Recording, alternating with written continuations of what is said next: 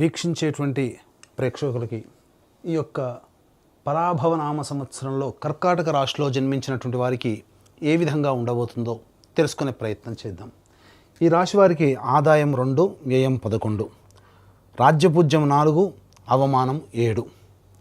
కాబట్టి ఈ కర్కాటక రాశి వారు వీటిని బట్టి ఎక్కువగా శ్రమ పడితే తప్ప ఫలితాలు పొందలేనటువంటి పరిస్థితి అనేటువంటి విషయాన్ని గమనించాలి.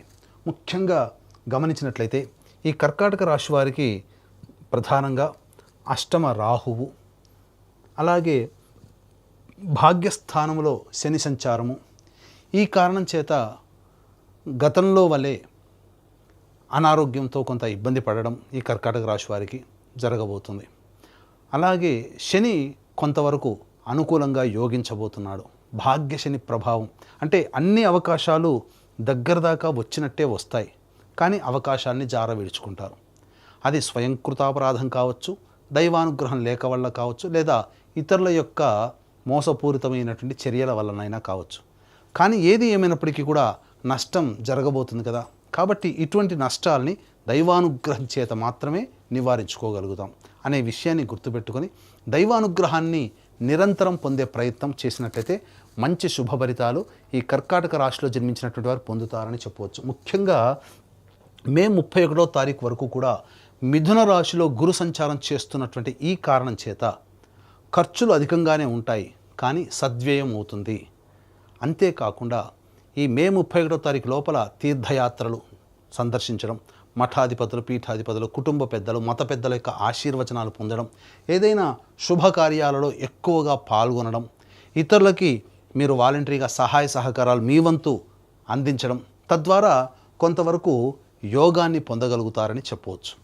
ఈ యొక్క చేసినటువంటి వాలంటరీ సర్వీస్ ఏదైతే ఉంటుందో అది భవిష్యత్తులో మిమ్మల్ని ఆపద సమయంలో కంచుకోటలాగా కాపాడుతుంది అని విషయం మర్చిపోకండి.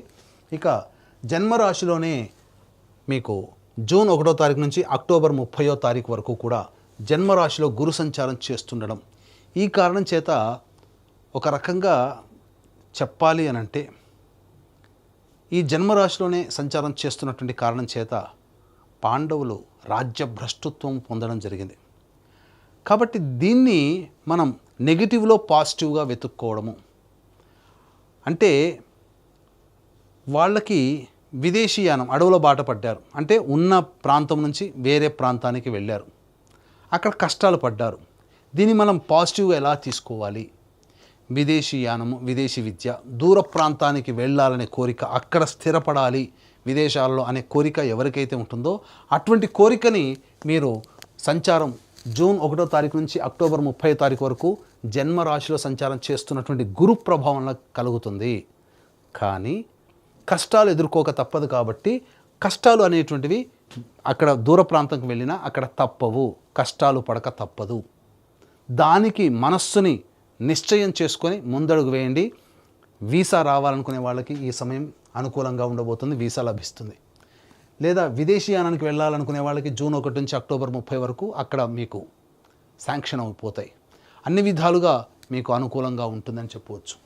ఇక అక్టోబర్ 31వ తారీఖు నుంచి జనవరి 24వ తారీఖు వరకు సింహరాశిలో సంచారం చేస్తున్నటువంటి కారణం చేత కర్కాటక రాశి వారికి అన్ని విధాలుగా అనుకూలమైనటువంటి కాలము నవంబర్, డిసెంబర్, జనవరి 24.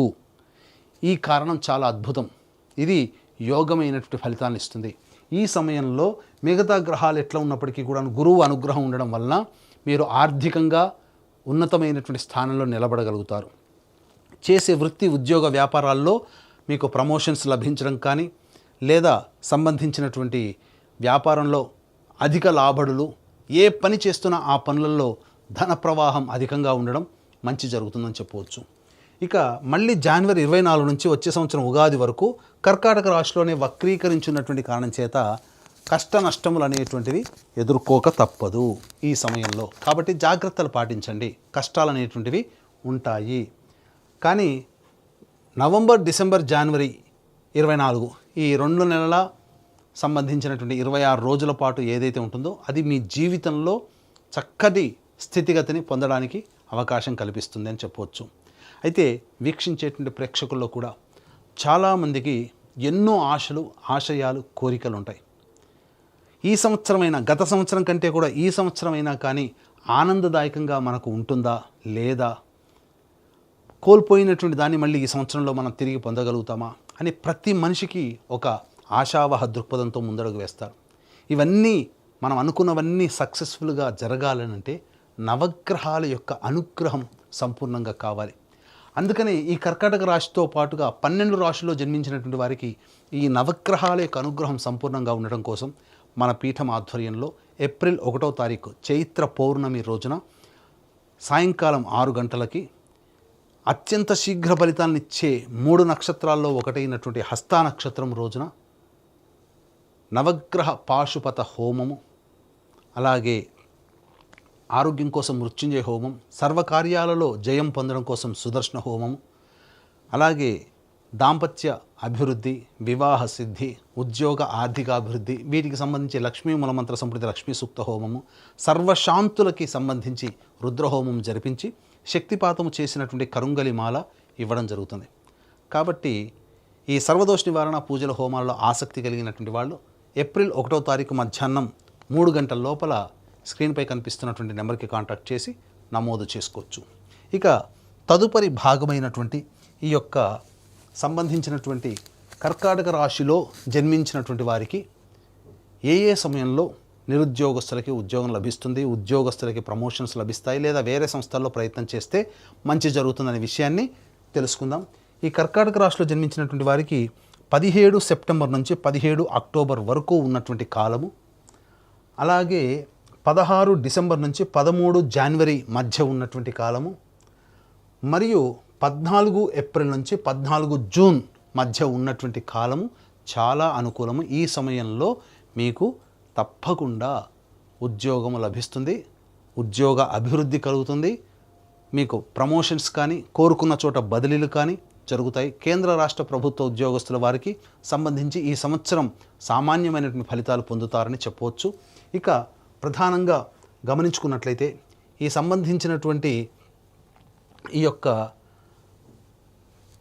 కుజగ్రహ సంచార ప్రభావం కర్కాటక రాశి వారికి ఏ విధంగా ఉండబోతుంది, 2 ఏప్రిల్ నుంచి 10 మే వరకు ఉన్నటువంటి కాలం ఏదైతే ఉంటుందో ఇది ప్రధానంగా ఆస్తి వ్యవహారాలకు సంబంధించి, గతంలో తాలూకు చేసినటువంటి పనులకి సంబంధించినటువంటి చర్చలకి, వీటన్నిటికీ కూడాను సమయం అనేటువంటిది ఉంటుంది. ఈ సమయంలోనే ఆస్తికి సంబంధించినటువంటి, న్యాయకు సంబంధించినటువంటి వివాదాలకు సంబంధించి, అలాగే విదేశీయానం, విదేశీ ఉద్యోగము వెళ్ళాలనే ఆలోచనకి శ్రీకారం ఈ సమయంలో చుట్టబోతుందని చెప్పవచ్చు. ఇక 11 మే నుంచి 19 జూన్ మధ్య ఉన్నటువంటి కాలం ఏదైతే ఉంటుందో ఈ సమయంలో ప్రధానంగా మీలో ఆత్మవిశ్వాసం పెరుగుతుంది. కాకపోతే ఎదుటి వాళ్ళని తక్కువగా చూడడం అనేటువంటిది ఈ సమయంలో ఉండడం వల్ల మీరు అనుకున్న దానికంటే తక్కువ ఫలితాలు పొందుతారు. కాబట్టి లౌక్యంతో వ్యవహరించి అందరితో కలుపుకొని పోయే విధంగా మీరు సంయమనం పాటించినట్లయితే ఈ సమయాన్ని కూడా మీరు అనుకూలంగా మరల్చుకోవచ్చు. ఇక ప్రధానంగా చూసుకున్నట్లయితే 20 జూన్ నుంచి 1 ఆగస్టు వరకు ఉన్నటువంటి సమయం ఏదైతే ఉంటుందో ఈ సమయం ప్రధానంగా అన్ని విధాలుగా కర్కాటక రాశిలో జన్మించినటువంటి వారికి సంపూర్ణమైనటువంటి యోగ కాలముగా చెప్పబడి ఉంది. ఏ ప్రయత్నం చేసినా ప్రయత్నంలో అన్ని విధాలుగా లాభదాయకంగా ఉంటుంది అని చెప్పవచ్చు. 1 ఆగస్టు నుంచి 17 సెప్టెంబర్ మధ్యకాలం ఏదైతే ఉంటుందో ఇది అంత అనుకూలమైనటువంటి సమయం కాదు. వృధా ఖర్చులు పెరుగుతాయి. అన్నిటికంటే మించి ఏ పని చేసినా ఆ పనులలో ఆటంకాలు అనేటువంటివి కలుగుతాయి. ముఖ్యంగా ఉద్యోగ సంబంధముగా దూర ప్రాంతానికి వెళ్ళాల్సినటువంటి పరిస్థితి ఎక్కువగా ఉంటుంది. ప్రయత్నాల్లో ఆటంకాలు ఎదురవుతాయి. 18 సెప్టెంబర్ నుంచి 11 నవంబర్ మధ్యకాలం ఏదైతే ఉంటుందో ఈ సమయము మీలో ఆత్మవిశ్వాసము తగ్గుతుంది. గృహంలో మార్పులు చేర్పులు చోటు చేసుకుంటాయి. ఆల్రెడీ అద్దె ఇంట్లో ఉన్నటువంటి వాళ్ళు వేరే సమయానికి అనగా వేరే ఇంటికి మారాల్సినటువంటి పరిస్థితి వస్తుంది. గృహంలో మరమ్మతులు అనేటువంటివి చేయిస్తారు. 12 నవంబర్ నుంచి 8 మార్చి మధ్య ఉన్నటువంటి కాలం కర్కాటక రాశి వారికి అత్యంత కీలకమైనటువంటి కాలం. ఈ సమయమే మీరు జాగ్రత్తలు పాటించాల్సినటువంటి పరిస్థితి. ఎందుకనంటే కుజస్తంభన అనేటువంటిది జరిగి ప్రధానంగా నష్టము జరిగేటువంటి అవకాశం ఉంటుంది. కాబట్టి ఈ నష్టం అంటే ఏంటి? ధన పరంగా నష్టం కావచ్చు, కుటుంబ పరంగా నష్టం కావచ్చు, అన్నిటికంటే ప్రధానంగా మీకు సంబంధించి ఆరోగ్యపరంగా కానీ లేదా ఇంటికి సంబంధించినటువంటి ఆస్తిపాస్తుల వ్యవహారం పరంగాని చెయ్యని పనికి నేరాన్ని మోపడం, తద్వారా కోర్టుల చుట్టూ తిరగడం లాంటి వ్యవహారాల్లో కానీ ఇలా కొన్ని నష్టాలు అనేటువంటివి ఏర్పడబోతున్నాయి. కాబట్టి గృహపరంగా ఏదైనా కొన్ని చిక్కులు ఇవన్నీ ఈ 12 నవంబర్ నుంచి 8 మార్చి వరకు ఉండబోతాయి. ఈ సమయంలో వీటన్నిటిని అధిగమించి ఆ సమయాన్ని కూడా మనం పాజిటివ్గా మార్చుకోవాలి అనంటే కొంత దైవానుగ్రహాన్ని పొందే ప్రయత్నం చేయడం, అతిగా ఆవేశపడడం అనేటువంటిది చెయ్యకూడదు. మీకు కోపం వస్తుంది, సంఘటనలు అలా ఉంటాయి, సమస్యలు అలాగే పరిస్థితులు అలా వస్తాయి. కానీ మనం సంయమనం కోల్పోకుండా ఆవేశపడకుండా ఉన్నట్లయితే ఈ వచ్చే సమస్యలన్నీ ఇలా వచ్చి అలా వెళ్ళిపోతాయి. కాబట్టి సమస్యల్లో చిక్కుకుపోవాలి అని అనుకుంటే ప్రతిదానికి మీరు రియాక్ట్ అవ్వండి. 12 నవంబర్ నుంచి 8 మార్చి వరకు. లేదు ఆ సమస్యల్ని మనకు వద్దు, మనం ఉన్నవే ఎక్కువ ఉన్నాయి అని అనుకుంటే వచ్చేటువంటి సమస్యలకి మీరు ఆన్సర్ ఇవ్వకండి, సంయమనం పాటించండి. ఇది మీరు తెలుసుకోవాల్సింది. ఇదంతా కావాలి అంటే దైవానుగ్రహం తప్పనిసరి. కాబట్టి ఈ యొక్క కర్కాటక రాశిలో జన్మించినటువంటి వారు దైవానుగ్రహాన్ని పొందే ప్రయత్నం చేయండి. ఇక ముఖ్యంగా ఈ రాశిలో జన్మించినటువంటి విద్యార్థులకి పరీక్షలలో మంచి ఉత్తీర్ణత శాతంతో పొందుతారు. కాకపోతే కాంపిటీషన్ ఎగ్జామ్స్లో ఉన్నప్పుడు మాత్రం అధిక శ్రమ, అధిక ఒత్తిడి ఉంటుంది. కాబట్టి జాగ్రత్తలు పాటించండి. మీరు జ్ఞాపక శక్తి పెంపొందించుకోవడం కోసం యోగాని మీరు అభ్యాసం మొదలుపెట్టండి, ధ్యానం అనేటువంటిది మొదలుపెట్టండి. అన్ని విధాలుగా మీకు మంచి జరుగుతుంది. ఇక ఈ రాశిలో జన్మించినటువంటి క్రీడాకారులకి రివార్డులు, అవార్డులు గతంలో కంటే కూడా ఎక్కువగానే వస్తాయి. అన్ని విధాలుగా బాగుంటుంది. రాజకీయ రంగంలో ఉన్నటువంటి వాళ్ళకి మాత్రం కొన్ని ఒడిదుడుకులు తప్పవు. అనవసరమైనటువంటి వృధా ఖర్చులు ఎక్కువగా అవుతాయి. ఈ యొక్క పార్టీ పెద్దల యొక్క అభిమానాన్ని చూరగొనడం కోసం వృధా కాలయాపన, అలాగే ఖర్చులు కూడా అధికంగా ఎక్కువగా ఉంటాయని చెప్పవచ్చు. ముఖ్యంగా ఈ రాశిలో జన్మించినటువంటి రైతులు ఎవరైతే ఉంటారో రాబడి సామాన్యమే, దిగుబడి సామాన్యమే. ఆశించిన మేర కంటే ఎక్కువగా లభించదు, సామాన్యంగా ఉంటుంది. కాబట్టి కొత్త పంటల జోలికి వెళ్లకుండా ఉన్న వాటితోనే మీరు చక్కగా కొనసాగించుకునే ప్రయత్నం చేయండి రైతులకి ముఖ్యంగా. ఇక ఏ రంగంలో ఉన్నటువంటి వాళ్ళకైనప్పటికీ కూడా ప్రధానంగా ఈ అక్టోబర్ 31 నుంచి జనవరి 24వ తారీఖు వరకు ఉన్నటువంటి కాలం కర్కాటక రాశి వారికి అత్యంత యోగ్యమైనటువంటి కాలముగా చెప్పబడి ఉంది. ఈ సమయంలో మీరు అన్ని విధాలుగా కొత్త వాటికి మీరు ప్రయత్నం చేస్తే మంచి జరుగుతుంది. ముఖ్యంగా ఈ రాశిలో జన్మించినటువంటి స్త్రీలు ఎవరైతే ఉంటారో ఆ స్త్రీలకి మంచి జరగబోతుంది. గతంలో కంటే మెరుగైనటువంటి జీవితాన్ని మీరు అందిపుచ్చుకుంటారు. వివాహం కాని వాళ్ళకి వివాహం జరుగుతుంది. స్త్రీలు సంతానవంతులవుతారు. భాగ్యము పెరుగుతుంది. అనగా మీ మాటకి విలువ పెరగడం, మిమ్మల్ని గౌరవించే వాళ్ళు ఎక్కువగా ఉండడం, కాకపోతే మిమ్మల్ని ప్రేమగా పలకరిస్తూ మీ చేత అన్ని విధాలుగా సహాయ సహకారాలు పొందేవాళ్ళు ఎక్కువగా ఉంటారు. కాబట్టి మీరు అందరి పట్ల ఒకే రకంగా కాకుండా కాస్త తెలివితో వ్యవహరించి మీ సర్వీస్ని అవసరమైన వాళ్ళకి మాత్రమే, మీకు ఉపయోగపడే వాళ్ళకి మాత్రమే ఇవ్వడం ద్వారా మీరు కాస్త పైచేయి సాధిస్తారని చెప్పవచ్చు. స్థిర చరాస్తుల కొనుగోలు అనేటువంటిది జరుగుతుంది. కాకపోతే గృహంలో ముఖ్యంగా ఈ 12 నవంబర్ నుంచి 8 మార్చి మధ్య కాలంలో గృహంలో అశాంతి చేకూరుతుంది.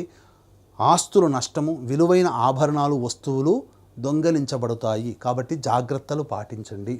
ఇక ఈ రాశిలో జన్మించినటువంటి కళారంగంలో ఉన్నటువంటి వాళ్ళు, అలాగే ఈ printing and electronic media, social media, నాటక రంగము, సినీ రంగంలో ఉన్నటువంటి వాళ్ళు, నటులకి ప్రధానంగా ప్రజాదరణ బాగుంటుంది, అవకాశాలు వస్తాయి. కానీ ఎన్ని అవకాశాలు వచ్చినా మీరు ఆశించినంతటువంటి ధనాన్ని మాత్రం మీరు పోగు చేసుకోలేకపోతారు. కాబట్టి నామమాత్రమైనటువంటి ఫీజుతో మీరు పనిచేయాల్సి వస్తుంది. కానీ మిగతా అన్ని రంగాల్లో ఉన్నటువంటి వాళ్ళకి, అనగా ఈ సినీ రంగంలోనే మిగతా అన్ని రంగాల్లో ఉన్నటువంటి వాళ్ళకి అవకాశాలు రావడం, మీ పేరు ప్రఖ్యాతులు పెరుగుతాయి. ధనం అనేటువంటిది లేకున్నప్పటికీ పేరు ప్రఖ్యాతులు అనేటువంటిది మీకు అది భవిష్యత్ పెట్టుబడిగా భావించి మీరు ముందడుగు వేసే ప్రయత్నం చేసినట్లయితే కళారంగంలో ఉన్నటువంటి వాళ్ళకు కూడా అన్ని విధాలుగా బాగుంటుంది అని చెప్పవచ్చు. అయితే ఈ యొక్క కర్కాటక రాశిలో జన్మించినటువంటి వారికి సమస్యలు అధికంగా ఉంటాయి అని చెప్పడం జరిగింది. కాబట్టి ఈ సమస్యల పరిష్కారం కోసం ప్రతిరోజు గరికతో గణపతికి అష్టోత్తర పూజ చేయడం, హనుమాన్ చాలీసా రోజుకి 8 సార్లు పారాయణించడం, ఈ విధంగా ఒక 21 రోజుల పాటు మీరు నియమం పెట్టుకోండి. ఆ 21 రోజుల్లోనే మీ సమస్య పరిష్కారం అవుతుందని చెప్పవచ్చు.